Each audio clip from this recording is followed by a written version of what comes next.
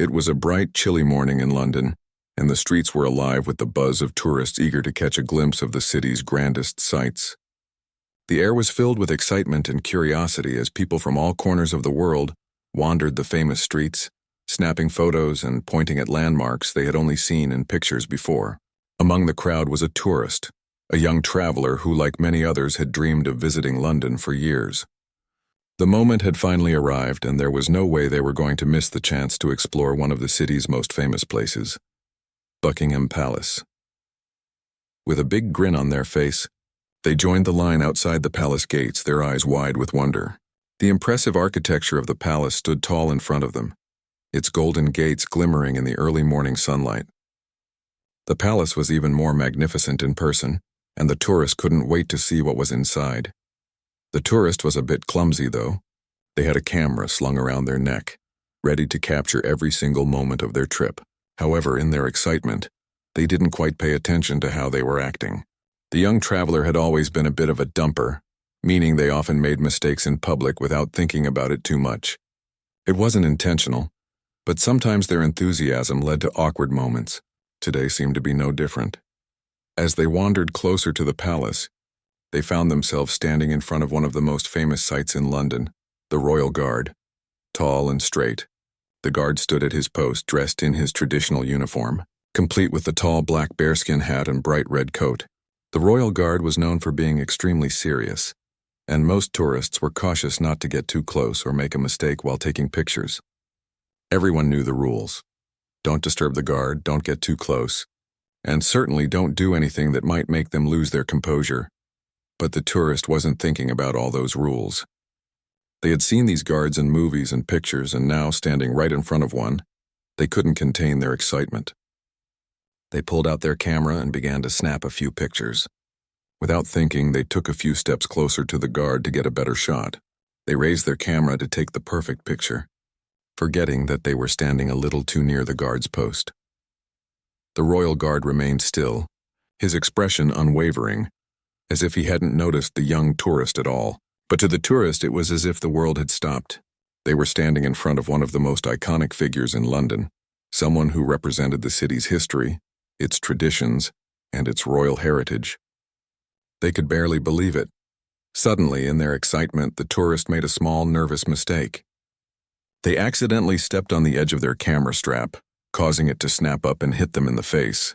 This caused them to stumble back, nearly tripping over their own feet.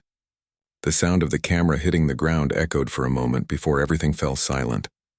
The tourists stood frozen for a second, mortified by their own clumsiness. But as they looked up, hoping the ground would swallow them whole, they noticed something strange. The Royal Guard, though still standing straight and unmoving, seemed to have a slight shift in his posture. There was the faintest hint of a smile, barely noticeable, but it was there.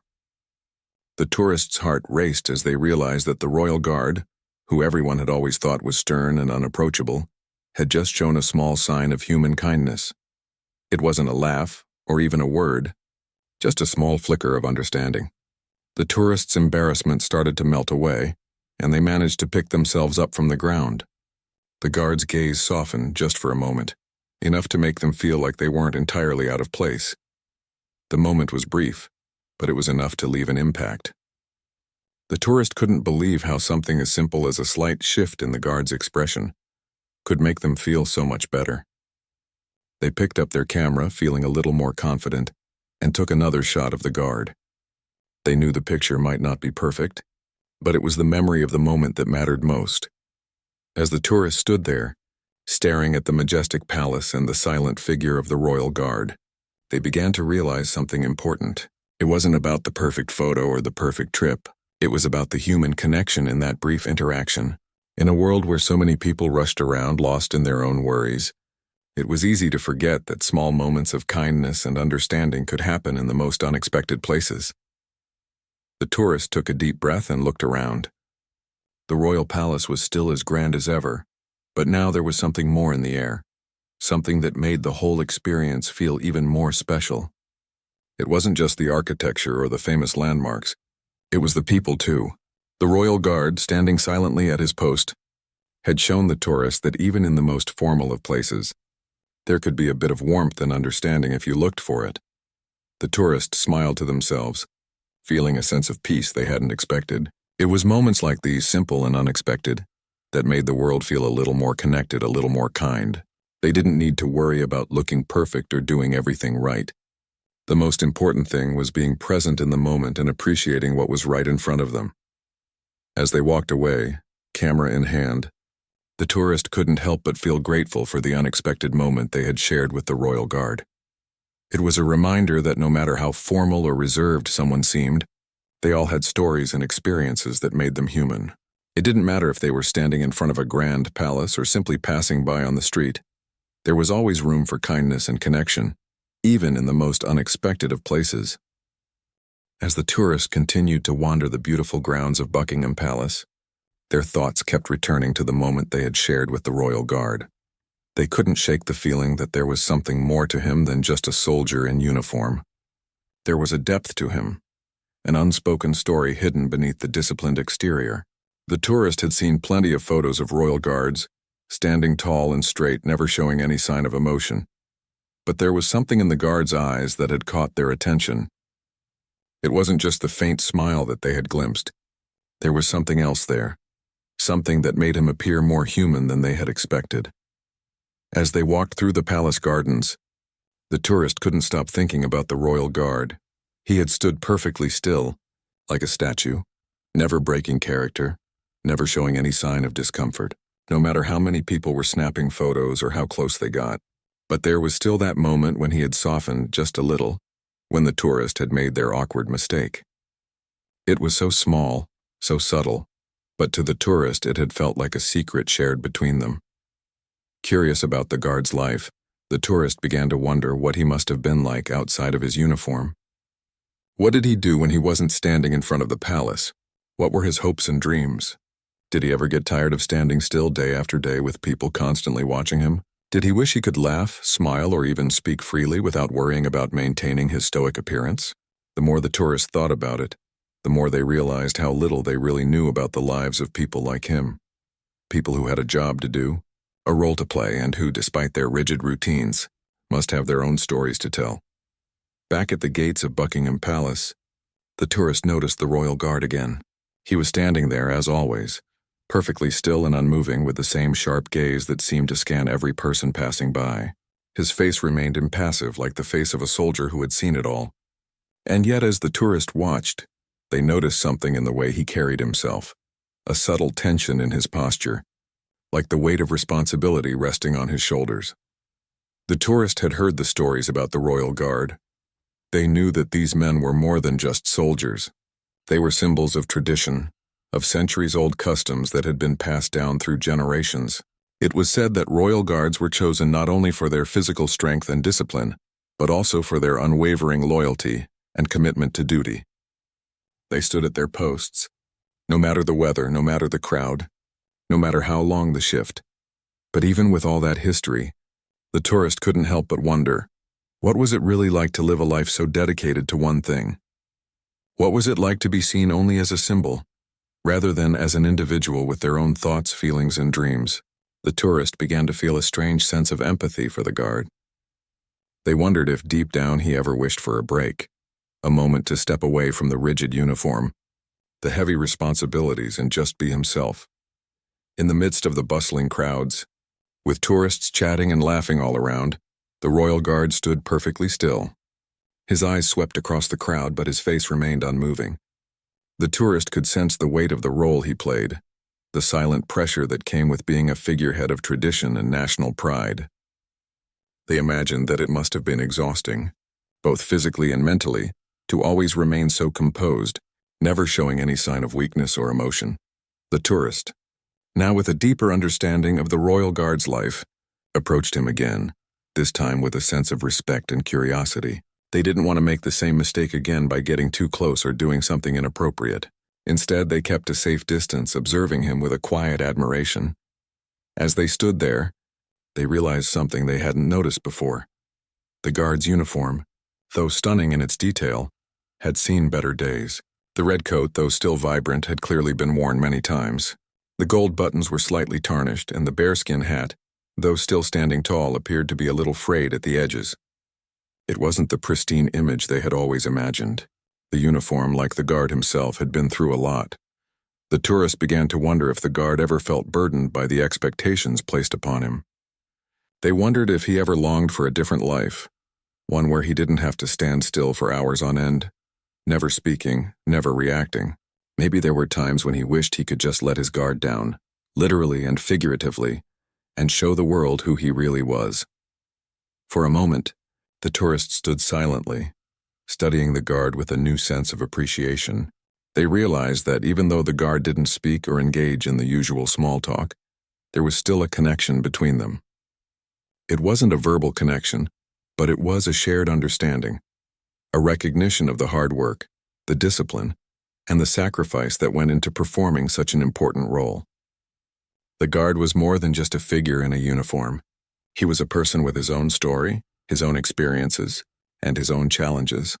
The tourist, moved by this realization, quietly mouthed a word of thanks to the Royal Guard, even though they knew he couldn't hear them.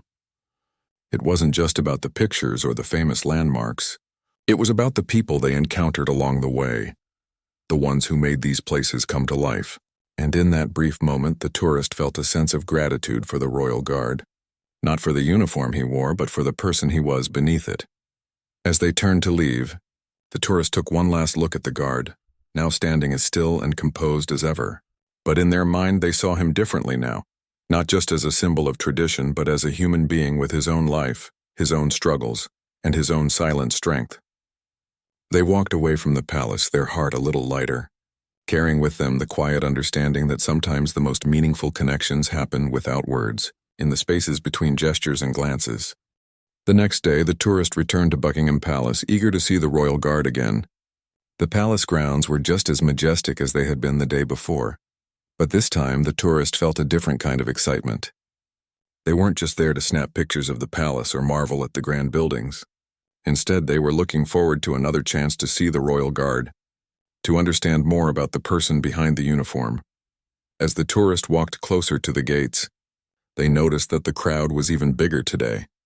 Tourists were gathered everywhere, some taking selfies, others chatting in different languages, all eager to witness the changing of the guard ceremony. The Royal Guard was still standing at his post, as stoic as ever. But now the tourist observed him with a different perspective. They had learned something the day before, something about the silent strength it took to do his job day in and day out, never showing emotion, never breaking his discipline. The tourist stood at a respectful distance watching the guard. It was fascinating to see how he could remain so still, so composed no matter how many people surrounded him. The crowd was excited, but he was completely unfazed, his eyes scanning the horizon with a sharp focus. There was something almost magical about it, like he was part of the palace itself, timeless and unchanging. As the crowd shifted, the tourist noticed something unusual. One of the people near the front of the group, an elderly woman, seemed to be having trouble with her camera. She was trying to take a photo of the guard but was struggling to get the right angle. Her hands shook slightly and she seemed frustrated, unable to capture the moment. The tourist couldn't help but feel a bit of sympathy for her. Everyone had been there before, trying to take the perfect shot, only to realize that it wasn't as easy as it seemed. Without thinking, the tourist stepped forward, a little nervous but determined to help. They politely tapped the woman on the shoulder and offered a gentle smile. "Would you like me to help you with that?" they asked, pointing at her camera. The woman looked up, surprised but grateful, and nodded her head. "Oh, thank you, dear," she said, her voice full of warmth. "I'm just not used to these fancy cameras." The tourist took the camera from her hands and adjusted it carefully, making sure it was focused properly. They lined up the shot, trying to make the guard the perfect focal point. But as they were about to click the button, the Royal Guard shifted his position ever so slightly. It wasn't a big movement, but it was enough to catch the tourist's eye. The tourist froze for a second, trying to figure out what had happened. It wasn't like the guard had made a mistake or lost his composure. No, it was simply that he had subtly adjusted his stance, perhaps out of habit, perhaps just to ease his posture. And in that brief second, the tourist realized something. They had been so focused on trying to capture the perfect moment, but they were missing something far more important: the present moment itself. They had been so concerned about getting the right photo that they had forgotten to appreciate the experience in front of them.